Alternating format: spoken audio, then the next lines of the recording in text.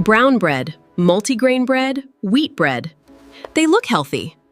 The ingredient list tells a different story. Bread is a $24 billion annual category in the US and one of the most confusingly labeled. Multigrain and wheat bread often look and taste similar to whole grain, but they are nutritionally different. This is Grocery Science. Today, we decode the most confusing labels in the bread aisle. The 2025 Dietary Guidelines explicitly named white bread and refined grain products as categories to reduce. Consumer interest in dietary fiber has surged. Fiber-focused marketing has followed immediately afterward. As fiber demand grew, bread marketing responded without always changing the underlying product formula. The first ingredient determines the dominant component. If it reads, enriched wheat flour, it is white bread. A whole grain kernel has 3 parts: bran, germ, and endosperm, all nutritionally distinct.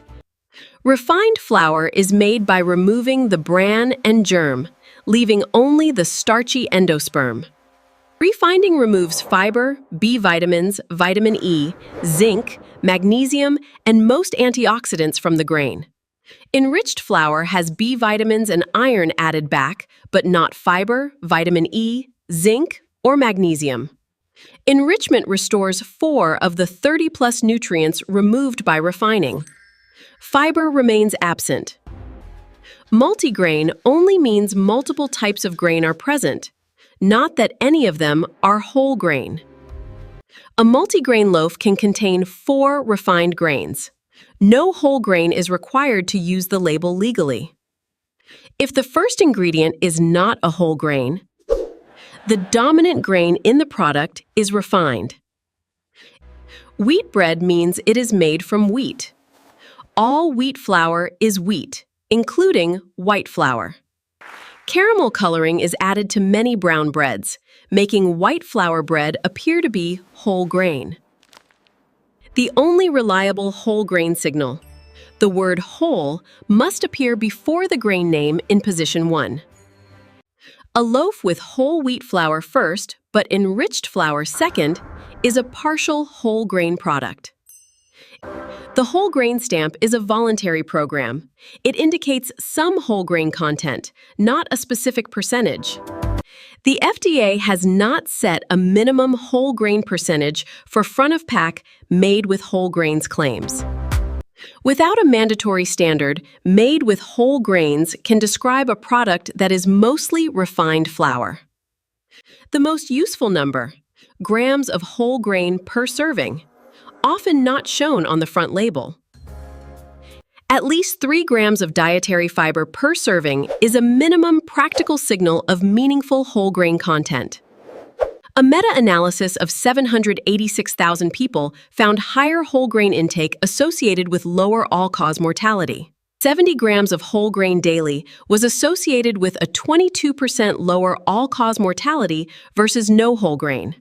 Whole grain intake is consistently associated with reduced cardiovascular disease risk across multiple cohorts.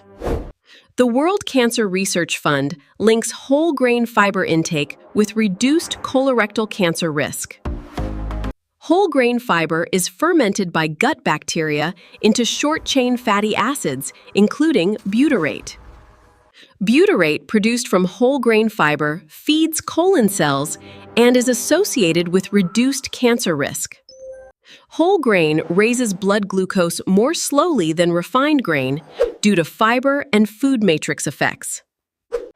Whole grain bread's lower glycemic index reflects its fiber content, slowing glucose absorption. Higher whole grain intake is associated with lower type 2 diabetes incidence in multiple large cohorts. Whole grain bread produces greater satiety than refined bread at equivalent calorie intake.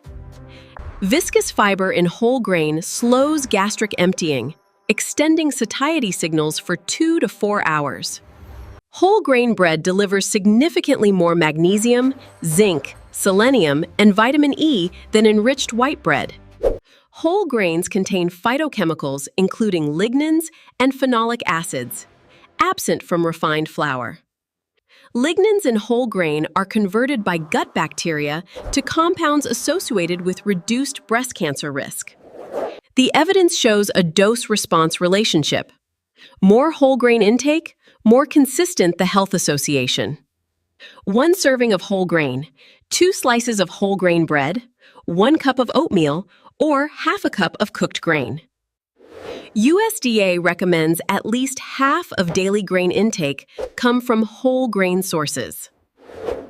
Studies show most American adults consume less than 1 daily serving of whole grain, far below recommendations.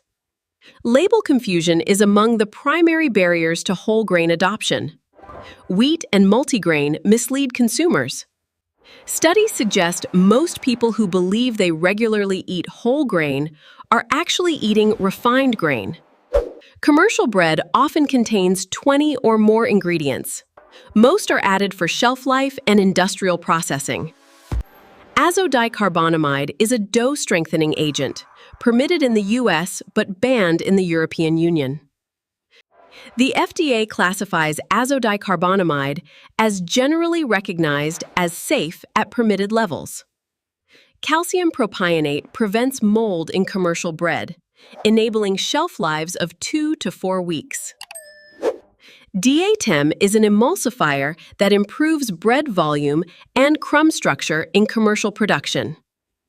Traditional fermented sourdough uses 4 ingredients. Commercial sandwich bread typically uses 20 or more. Sourdough fermentation reduces phytic acid, improving mineral absorption from the bread. Phytic acid in unfermented whole grain can reduce absorption of zinc, magnesium, and iron. Commercial sourdough bread often adds sourdough flavor without the full fermentation process. If an ingredient list includes vinegar or citric acid as sourdough flavor, the fermentation benefits are absent. Genuine fermented sourdough has a significantly lower glycemic index than commercial sourdough-flavored bread. Long fermentation alters the bread's food matrix, changing how starch and gluten are digested. High fructose corn syrup appears in many commercial breads, adding calories and displacing nutritious ingredients. Refined soybean oil is added to most commercial breads for softness and shelf stability. As a general principle, more ingredients in bread correlates with more industrial processing and fewer benefits. 3-step check.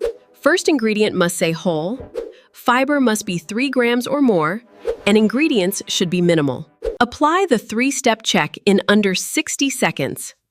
It is a learnable habit that changes purchasing patterns. Acceptable first ingredients: whole wheat, whole rye, whole oat, whole grain corn, or whole spelt. Enriched flour, unbleached flour, and wheat flour are all refined. None of them are whole grain. Target at least 3 grams of fiber per serving, ideally 4 or more for maximizing whole grain benefit. Oatmeal, cooked barley, quinoa, and whole grain crackers are reliable whole grain alternatives to bread. Whole grain bread is not significantly more expensive than refined bread at comparable store brand levels. High-fiber marketing claims are growing, but many high-fiber breads use added isolated fibers, not whole grain. Added isolated fiber boosts the label number, but is metabolically distinct from intact whole grain fiber. Whole grain fiber comes in a complex food matrix. Adding fiber to refined flour does not replicate that matrix.